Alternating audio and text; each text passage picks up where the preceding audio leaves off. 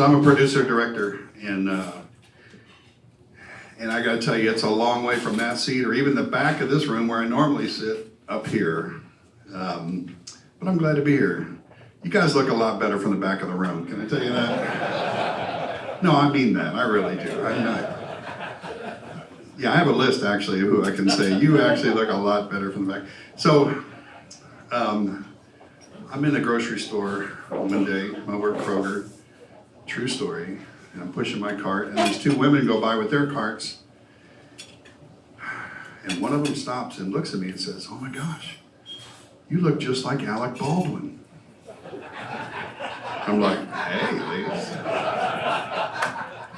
You know, and I'm thinking, oh my gosh, what a compliment that is. This is a few years ago, and I'm thinking Alec Baldwin. I'm thinking young Alec Baldwin. I'm thinking of husband in Beetlejuice, Alec Baldwin, you know, really young and vibrant.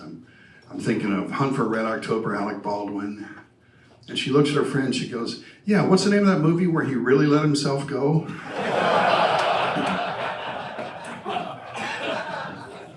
Thanks for that big smile right there, I appreciate it. I'm very in touch with who I am, and if I wasn't before, that put me there. So I'm very comfortable behind the camera. I'm a producer, director, been doing that for a very long time, produced a lot of different events. And I can tell you this will be the best 3 hours of your week.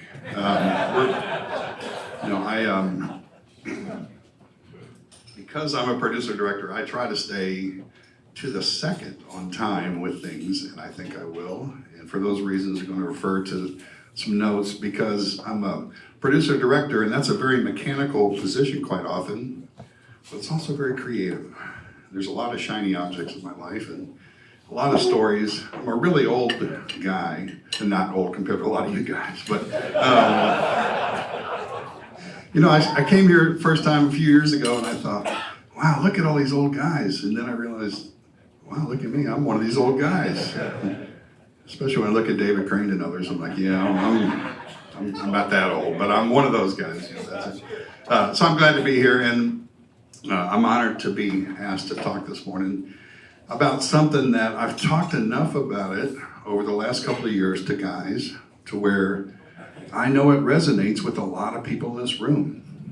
And it's a hard thing to talk about. So I'm glad you're on a full stomach here, and it's bright and early in the morning. What a great way to kick off our new year. I'm a thoughtful guy. I think about producing shows. I used to produce a show, by the way, called America's Dumbest Criminals, and I'm glad to see a bunch of you again. That's really good. Back in the corner there. Yeah. I think of years in blocks. I think of times that were really important to me, and I think all of us can think about a year that was critical in our development. Hi, how you doing? Nice to see you. We all just finished our testimony, so if you want to, no, you would. I know you, Stephen, you would. So go ahead and have a seat. $10 cover. No, that's it. No, have a seat. You know how to make an entrance.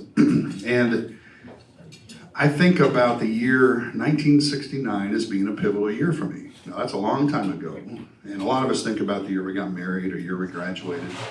In '69, a lot of things lined up to change my life. Now, this is extraordinary because I was 11 years old in 1969, and you wouldn't think of 11 being such a foundational year. You normally would think about being in college or getting married a little after that or something like that. But I can tell you, in 1969, I had an older brother, 5 years older, sister 8 years older. My sister was kind of a hippie. Think about this, 69, the number one song on radio for a number of weeks was Sugar Sugar by the Archies. It was a pretty light and frothy time on one side of the world. And on the other side of our lives, because of Vietnam and a lot of other things going, there was a big clash in cultures in our world. And a lot of people sang about things that were just deadly serious. And that's the part I heard about as an 11-year-old because of my brother and my sister. My sister especially was in college when I was 11, and she was very active politically And so I just heard about all kinds of things that were going on. It was very different. So I do remember the song In the Year 2525. You remember that? That was like reading Revelations, right? You sat down, you tore it apart, and is it really going to be like that? I don't know. But everything else was Billy, Don't Be a Hero, those kind of things. That was deep on the pop side. And on the other side, there's a lot more deep songs. And I remember growing up at 11, listening to Jimi Hendrix. I knew all about Janis Joplin. I knew Big Brother and the Holding Company from her start all the way through to the Pearl album, which was amazing, and then she was dead. I followed music deeply and the lives of those people closely because they followed the trajectory of our culture at the time. It impacted me greatly, as it did my family. So watching it through my brother and my sister's eyes, I was ahead of my time at 11, and I carried that heavily. Well, in 1969, Woodstock happened. That was in August 15th and 17th. That changed our world. Jimi Hendrix was there, Janis Joplin, Creedence Clearwater Revival, sang Green River, and I remembered seeing that later. I love Sly and the Family Stone, Hot Fun in the Summertime, that whole album that came out after that. Crosby, Stills and Nash, Sweet, Judy Blue Eyes, was a great song. They added And Young just before Woodstock, and he came in there. That became an epic performance. And so lots and lots of people showed up to Woodstock, just mainly to check out a society. That became a big statement. And the Archies were singing Sugar, Sugar on the radio. There's a real dichotomy in our world. I was more prone to listen to Eric Bird and the Animals, sing Sky Pilot, We Gotta Get Out of This Place. And what was their big song? House of the Rising Sun, right? You remember that? So, also in that summer, that was in August. In July, we went to the moon. July 11th, we landed on the moon, and Neil Armstrong took those steps. I was 11. I wanted to be an astronaut. Every 11-year-old did. And I have a picture standing next to this behemoth wooden console TV that we had. It was black and white, but as big as a Buick. And I stood next to that while my dad took a picture of each of our kids standing there trying to mimic the same body movement. We just had a different focus. We looked beyond, and the possibilities of what we could see were just beyond our living room. It was crazy. And Vietnam was way over there, and the Archies were over here, and the moon was right there. It was a weird time to be a kid full of piss and vinegar, I'll tell you. Two other things that summer that impacted my life. We had a lay witness mission at Aurora United Methodist Church. So lay witness mission, if you don't speak Methodist, it's like a pep rally. No, it's just a pep rally is really what it is. So you take a whole bunch of people who are on fire for Jesus from churches all around. I grew up in New Orleans, so these are from all over Louisiana. As far north as Monroe came down. And they give their testimonies, you sing songs. It is a great way to make Jesus come alive to an 11-year-old. And it reached me. And I'd been in youth group for a while, but that lay witness mission grabbed my heart, and I committed my life to Jesus. It was very real, very powerful. And I will never forget that weekend. And that time frame, I don't remember if it was right before or right after, was the same time that I got raped by a gym coach during that summer of 69. Now, let me give you 3 backdrops to this. God's mercy and his plan are bigger than anything I can conceive. And that sounds like praise. It wasn't then, and it wasn't a lot of years later, as I still tried to figure out what in the world was this all about. I know everything has a reason and all the platitudes we heard growing up. When your life goes so upside down with an event like that, it was too far out there for me to make sense of. And so God's plan didn't resonate with me for a long time.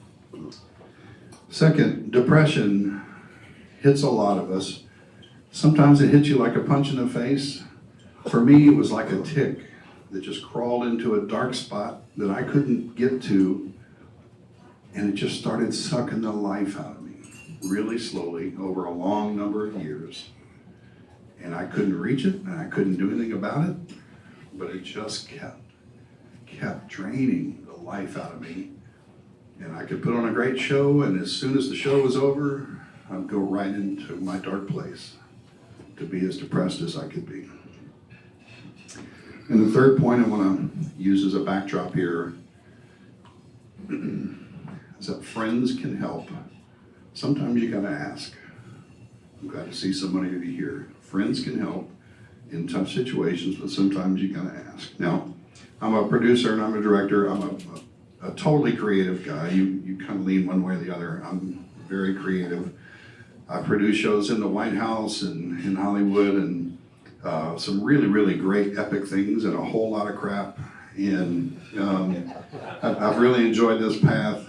That is no joke. That's literally on my resume. I'm very thankful for what I've been able to do. I've worked with a lot of celebrities. I got to tell you, some of them are almost human. They're cute as could be, and most of them are tiny. You can literally carry them in your pocket. For most of them, they're tiny. Little Tom Cruise, he's like this big. And except for Nicole Kidman, she's a giant, and Tim Tebow. Those are the only two big ones. All the others are really pint size, and they're easy to put wherever you want, and that's really good. And I've learned over time that celebrities are great to work with because they're just people. But there's this hysteria around them that's built up. And sometimes it's mythical status, and that is by their caretakers and others who probably make a lot of money or a living or whatever off of being the keepers of that facade. Yeah, I can hold an audience, all right. See, you think a single woman walking in would go, hey. Sorry, guys. That's on you, not me. So, see what I mean by shiny objects and tangents? That's why I hold paper. So where was I? 'Cause we gotta be done. I'm not kidding. This will be. How have you been? Good. Doing really good.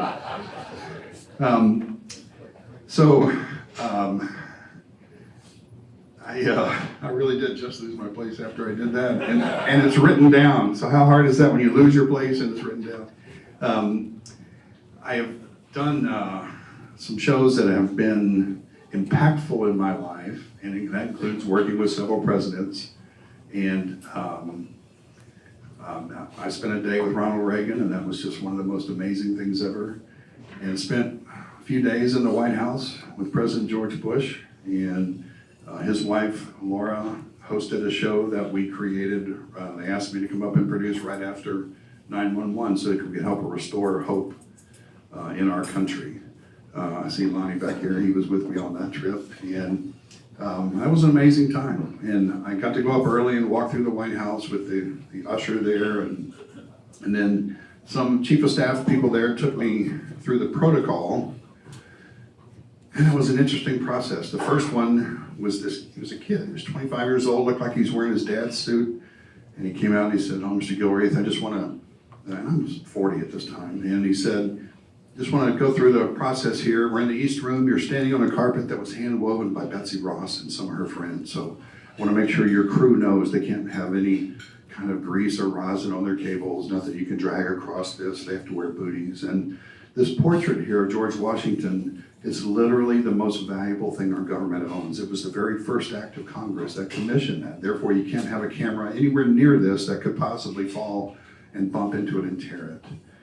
And by the way, protocol for greeting the president when he comes out, you never speak unless you're spoken to. You don't offer your hand to shake unless he offers first. And please make sure your cell phone is turned off, not just down, but off.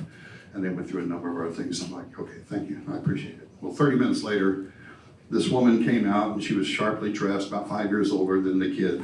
And she said, "Mr. Gilreath, we're so pleased to meet you, so glad you're here. I just want to go over protocol." for when you meet the president. You know, you never speak when you're spoken to, and you don't offer to shake a hand unless he offers first. And she went through the whole thing, but torqued it up just a little bit. Well, that happened 5 times. 5 different layers. It escalated where I thought Congress was going to convene and really go over this thing, but it was all the way up to they all had titles like the vice under assistant something something, and they all dropped one of those words as I got closer to the chief of staff, who finally laid out what was going to happen. So finally it was time to meet the president, Laura Bush, and they came into the room, and the president walked over, and they introduced him. Mr. President, this is Steve Gilreath. He's the producer of the event. He leaned over and he slapped me on the back and he said, "Hey, Hoss, how we doing today?"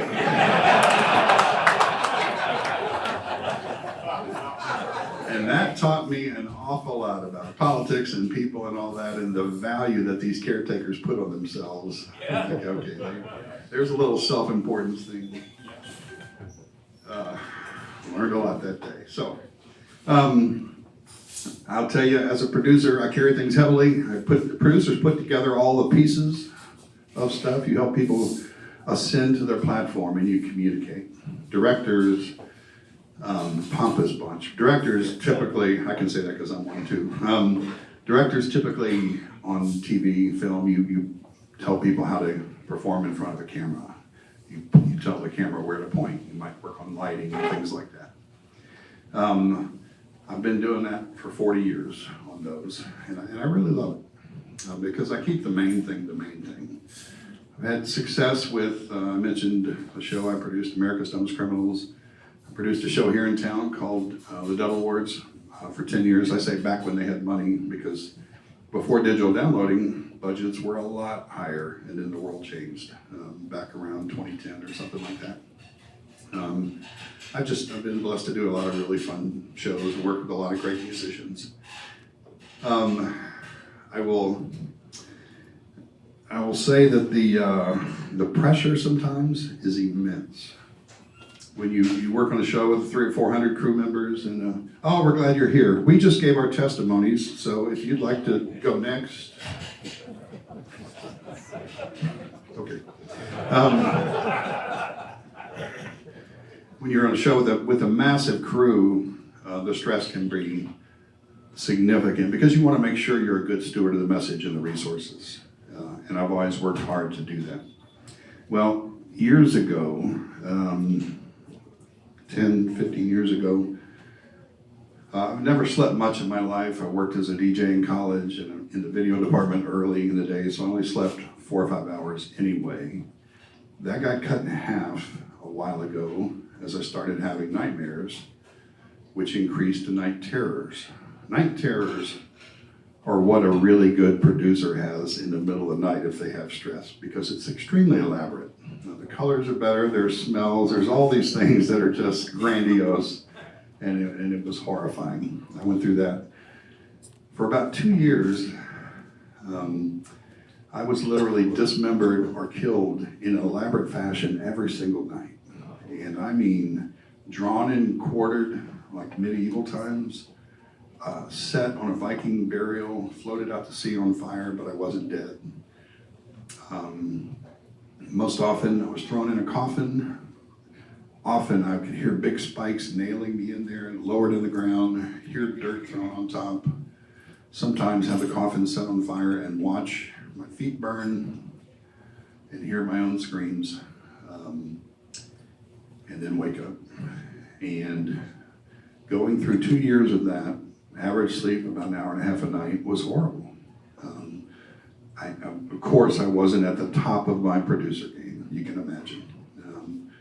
Never got rested and never got centered through all that, and never could figure out why Lord, what could this be about? Through that whole time, never saw any faces. I was different ages. I could be 11, I could be 40, I could be with people that felt friendly, but I never saw faces. So one night, quite often I was on a boat or something floating, and one night I saw someone I knew, and it was Coach Ray, who was a gym coach that I had back in the 6th, 7th grade. He was a local favorite at our middle school. And he was walking alongside me. And we stopped, and he took off all my clothes, and he raped me. And it was clear as a bell. And I woke up terrified and never wanted to sleep again. Finally, the next night, I was completely exhausted. I went back to sleep, and I had this same exact dream with this same exact detail, but I went a little further. And I remembered the exact spot where we were in New Orleans. And I remembered how we, after that particular first event, that there were others. And then I remembered driving, I was 11. He had me drive his car, which was a big deal for an 11-year-old, but it was a tactic because he had me focus on things outside the car, but it put me on his lap. And more things happened. And it was, as you can imagine, a really bad, long day. Well, I thought about that happened over 2 weeks, and finally I was at my wit's end, so I called my brother, who's 5 years older, and I said, man, I'm having this weird dream about Coach Ray, and I can't shake it. And is there any chance it happened? He said, well, of course it happened. I said, how could it be? How could I not know that? He said, I don't know. He said, you know, there was a hearing and everything, right? And I said, no, I don't remember any of that. Which freaked me out as much as the event was not knowing about the event, because I've always been in touch with my mind pretty clearly. And 39 years later, to have all this come back to me was crazy. So I talked to my brother, I talked to my sister, started going to counseling, heard some great things from some wise men. And then when I started hearing the same thing kind of over and over, I was smart enough, I thought, to just say, you know what, I can figure a lot of this out.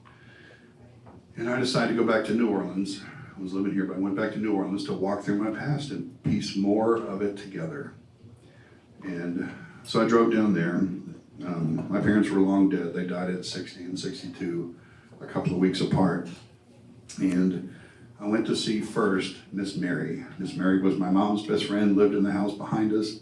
My mom and her spent coffee time together every single day. I knew she would know whatever happened. So now she's in her 90s and really hard of hearing, and she loved me dearly, and I just told her a little bit about what I was dreaming about, and now what Scott, my brother, had told me. And she said, "Oh, Stephen," which was funny because she wasn't Irish, but it just sounded better to say it like that. But she said, "I was with your mother when we figured it out." And what had happened is he was going to take a whole bunch of boys sailing. This guy was, everybody loved this guy. He was a big rah-rah coach, everybody loved him, big tough guy. He was going to take a bunch of boys sailing, and I was the only guy. And in 1969, New Orleans, you trusted authority. You couldn't wait to go do something with Coach Ray. And so we spent the day together, had that horrible day. She said, and I remembered I came home and I didn't talk, I went right to bed. But I went to bed. And I went to bed every night for 2 weeks, which was uncharacteristic. And I didn't talk for 2 weeks. And Miss Mary said, when they figured it out, my mom dropped her coffee cup and she went down to that school and she raised hell. Because Miss Mary was old and proper and she didn't cuss like that. So she had to whisper it. And it was so gratifying to me to hear that my mom and then later my dad were just incensed by this, and that was their reaction. It was so visceral. So a couple things happened. They took me to the doctor first, and turns out I had to have some repair, some internal stitches and things. I was in bad shape. I caught a venereal disease, VD. Before they dressed it up to STD, it used to be called VD. Okay, that's what it was back in the day. And so it was a horrible experience when you're 11 and you have to go through that. And we go to school because you trusted authority then. And we talked to the principal and the school board, and they put on a trial, a hearing, not a trial. And I clearly remembered in my dreams sitting in the classroom in a chair with all these adults ringing the room and the principal pointing at me and scolding like it was my fault. But at the end of the day, this guy was found guilty. Coach Ray was given the harshest penalty available in 1969 New Orleans. He was transferred to a different school across town, and he became my high school football coach years later. And by the grace of God, question mark, I did not remember that event or him by the time I got to high school just 4 years later. My mind was erased. My parents did, and I remember how on alert they were with him the entire time of my high school career. He was a specials coach, so he only came in on weekends, but they watched him very carefully. A couple of the families around us knew what happened, and he was also a baseball coach, and there were some violent reactions by me and a couple other boys when we were asked to come out for baseball. It's like, hell no, which was bold talk back then when you're young. And so that came out as I was thinking, oh my gosh, and I had not remembered that for 39 years.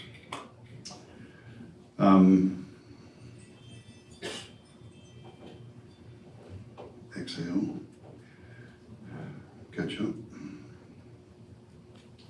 So before I went, I talked to my daughter, and my kids were then teenagers.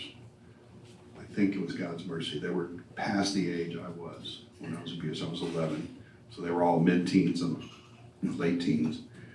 My daughter, who just has a heart that drips sympathy, was 16. And I told them a lighter version of what happened, and that I was going to New Orleans to investigate and just get in touch with my past.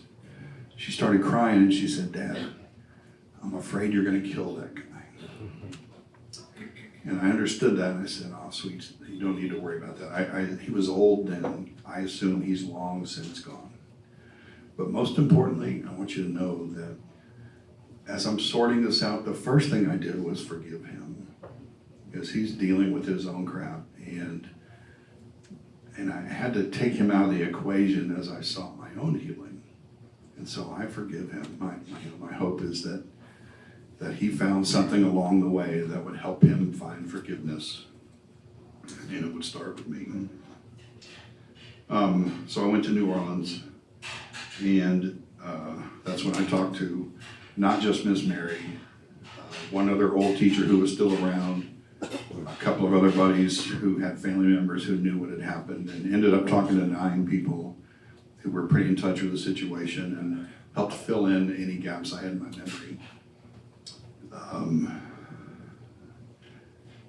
And I think it was settling in part and damning in others. So I came back to New Orleans and I had more details. But the confusion part, the damning part was, it wasn't really why did that happen, because I know I wasn't perfect. I was a lot closer to it at 11 than as, the 50-year-old I was as I'm looking at all this. But, as an 11-year-old, I still understood sin and understood my role in that. But if I'm blissfully ignorant for 39 years, why now, Lord? That was my big question. Why now?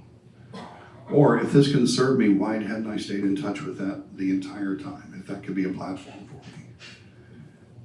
And I just know now that after 10, 15 years of wrangling with this, that it's such a cop-out to say in God's timing, but you know what, in God's timing. Because if I couldn't handle it as a kid and throughout, and the world wasn't ready for a lot of that talk, guys don't have a Me Too movement. I will promise you that. And there's a lot of long-term damage in this room and with me, and it took that long to get to a point to where I could talk about it. But I was still off center. I lost my equilibrium. I had a lot of depression. I didn't trust my own brain.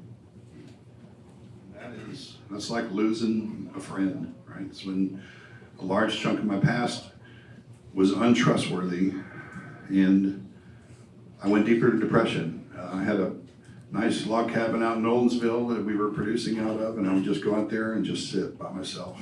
And I'd go through long drives through the countryside, this beautiful countryside here. And I didn't even try to sort stuff out. I just drove. It was just a blank slate. And that was a really hard time. And in one inspired moment, I wrote a letter. I made myself sit down and I wrote a letter to some friends, and I told them everything I knew about that situation, but mostly about where I was just treading water, how lost I was. And I asked for a simple thing. I said, if you think about it, can you just call me? Call me once a month. And if you want to, can we have a meal once a month? And then I sent it to 18 close friends. And my wife said, who in the heck has 18 close friends? I'm an extremely social guy, can I tell you that? So I might have stretched on like 16 through 18, but I have at least 15 really good friends. And I sent that note to some people, and several are in this room, and they're still with me after all these years. And dang if they all didn't do it. All 18 followed up with me and called once or twice a month and met up for a meal. And you know what that does? It means you can't hide anymore. That filled that next month and the next month. And it changed my life. And years later, a lot of them are still here. These allergies are getting to me, I apologize for them. So, 15 years later, now what? Well, I have nightmares, but not near as often as I used to. And I know this for a fact. I'm the sum total of all the events of my life, good and bad. I'm the total of all the sin that I can conjure up myself, and that's a lot, and all the sin that's been put on me. I'm not just that event. I am complicit in enough as well. I look back at when I'm 11 and still wonder why in the world 11, and I know I wasn't blameless or sin-free, but I was closer to it. But I'll tell you, I lived to tell, and maybe it's for this moment, and maybe it's to one of you. And I hope that lands with somebody. God's mercy and plan are so much bigger than I can imagine. I don't have it figured out, but I am just moving forward, and I will tell you that has evolved, or Christians, can we say evolution?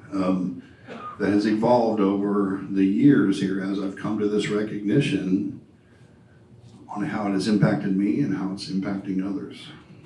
Now, I know in this room it's likely that many of you have memorized the entire Bible and you're now working on the Message version as well. But so you're thinking there's 15 verses right now that I can lean on, and I did through all of that. But I'll tell you, the older I get and the harder I have to lean, I keep coming back to, Lord, your will be done. It just got simpler for me, and more simple and more simple. And through that, I've been set free. I know in Galatians 5:1 is for freedom that Christ has set us free. Stand firm then, do not be encumbered once more by a yoke of slavery. I'll tell you, I sleep a little better now. I find peace here and there. There's moments when the haunting that I have creeps back in, and I start over. I thank you, Lord, for getting me here through all you have. Your will be done. Thank you for setting me free, and the clock starts again. And I never know how long it's going to be before I hit that again, but I'm thankful for that freedom. So,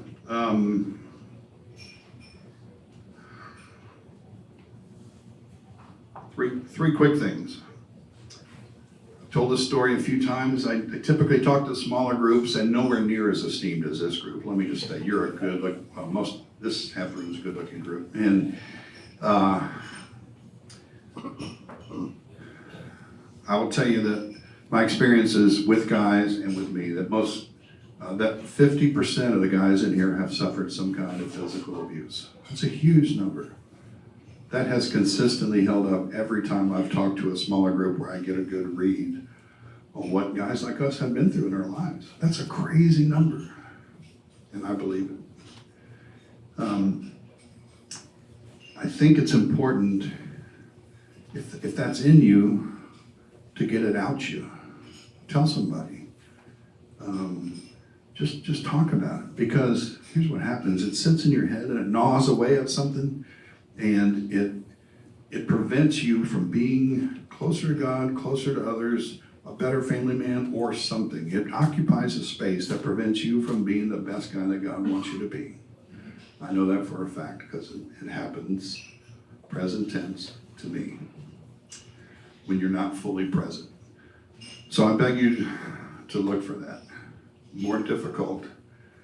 In a room this size, it's plausible to think that there's two or three guys who are abusing somebody now. It could be the woman you love. It could be a kid. Whoever. If that's you, stop it. Stop it now and realize that's not God's plan for you, and certainly not for them. And you're destroying yourself in our world. Man up, stop it now, and tell someone. Face the consequences. You will be a better man for it. You won't find peace until you do. Doesn't mean God doesn't love you. That's not his plan for you, though. His plan is for you to be closer to him, and I promise you that sin is separating you right now. He will forgive it. Don't take others with you. Last note, I got a note from a friend in New Orleans after my trip a few years ago, and I got an obituary from Coach Ray Bonaneau, who died at age 97. It was 2 years after I went down to New Orleans. And that means that he was there when I was down there poking around and visiting with old people going through my haunts. Had I looked for him, I would have been able to find him. And I often think, what would that have been like? Had I gone to his hospital bed or wherever, I'd like to think I could be this strong Christian soldier that was in touch with forgiveness that I'd been given, and I could walk in and say, Coach Ray, it's okay, I've forgiven you, and enjoy your ride into heaven, and God bless you, and Jesus loves you. I may have looked down and found that I would be standing on his oxygen tube as I said that. I don't know. I might have beat the crap out of him. That would be justified in my human mind. I think what's better is that that part wasn't for me to do. And I'll never know the condition of his heart. I have prayed for him that somewhere along the line he met someone else that helped him in his transformation. I'll know this, the forgiveness that I expressed for him wasn't really for him anyway, it was for me. And that did a work on my heart that was appropriate years ago, and still is, because I know God's mercy and his plan are much bigger than I can ever imagine. Any questions? I'm kidding about that. So, thanks for coming today, and I think, Wes, you're going to take us home?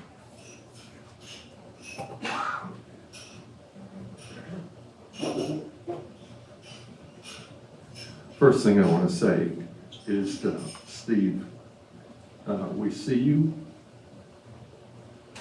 and we hear you, and we love you. We do.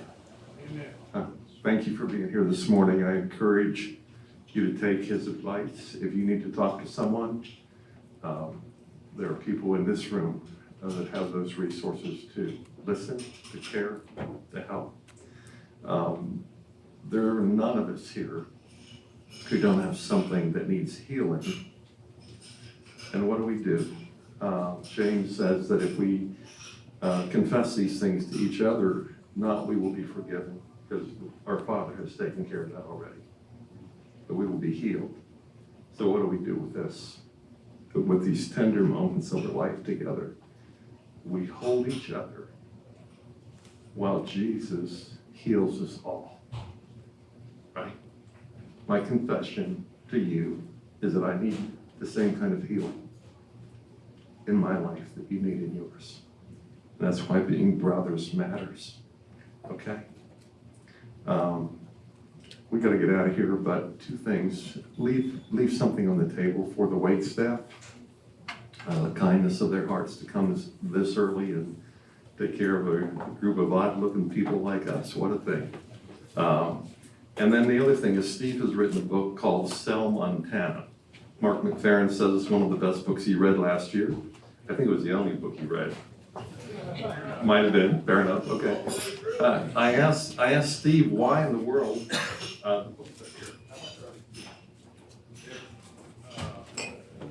Free if they need to be, $10. free if they need to be free, $10 or $20 or whatever you want to put on the table. It says sell Montana. I asked him before we got started here, it's like, why not sell Texas? I kind of like Montana. But he said, well, anyway. Yeah, he loves Montana. Everybody does. Brothers, thank you. The peace of Christ to you. Go with confidence that you are loved, that you are seen, and that you are forgiven. Amen.